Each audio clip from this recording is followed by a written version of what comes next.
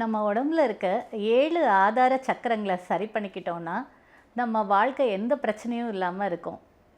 இதில் இன்னைக்கு flower remedy மூலியமாக ஆக்னா சக்கராவை எப்படி சரி பண்ணுறதுன்னு சொல்கிறேன்.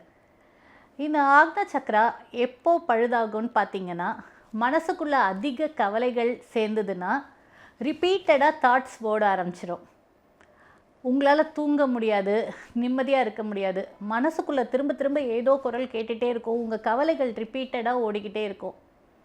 அதுலேயும் உங்கள் கவலை வெளியில் யாருக்கிட்டேயும் ஷேர் பண்ணிக்க முடியாத அளவுக்கு ஒரு அழுத்தமான விஷயமா இருந்ததுன்னா அது ரொம்ப கஷ்டப்படுத்தும். ஸோ இந்த மனநலம் உங்களுக்கு இருந்ததுன்னா கண்டிப்பாக உங்களோட Ajna chakra cracks and holes stop ஆகிடும். அப்போ லைஃப்பில் நீங்கள் நிறைய ப்ராப்ளம் பார்த்துட்ருப்பீங்க. ஸோ இதை சரி பண்ணிக்கிறதுக்கு நீங்கள் ஃப்ளவர் ரெமெடியில் அக்ரிமோனின்ற மலர் மருந்து வெளியில் சொல்ல முடியாத மனக்கவலைகள் எல்லாத்தையும் சரி செய்யும். அண்ட் ரிப்பீட்டடாக உங்களுக்கு வந்துட்டுருக்க வேண்டாத எண்ணங்களை சரி செய்கிறதுக்கு ஒயிட் செஸ்னட்டுன்ற மலர் மருந்தை எடுத்துக்கோங்க. இந்த அக்ரிமோனி மற்றும் ஒயிட் செஸ்னட்டுன்ற மலர் மருந்தை ஒரு நாளைக்கு 4 வேளை கண்டினியூஸாக நீங்கள் எடுத்துகிட்டே இருந்தீங்கன்னா உங்கள் ஆக்னா சக்ரா நல்லா ஆக்டிவ் ஆகி கரெக்டான திசையில் சுழல ஆரம்பிக்கும்.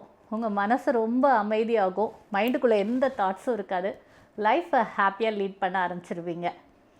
மெடிடேஷன் பண்ணணும்னு நினைக்கிறவங்க கூட இந்த 2 ரெமெடிஸை கண்டினியூஸாக எடுத்துகிட்டு மெடிடேட் பண்ணி பாருங்கள். உங்களால் டீப் மெடிடேஷனுக்கு போக முடியும். என்னோடய கன்சல்டேஷன் வேணும்னாலும், என்கிட்ட கிளாஸ் கற்றுக்கணுன்னாலும், ரெமெடிஸ் வேணும்னாலும் என்னோடய வாட்ஸ்அப் நம்பருக்கு காண்டாக்ட் பண்ணுங்கள். என்னோடய காலிங் டைம் மார்னிங் 10 to 6. வாழ்க வளமுடன்.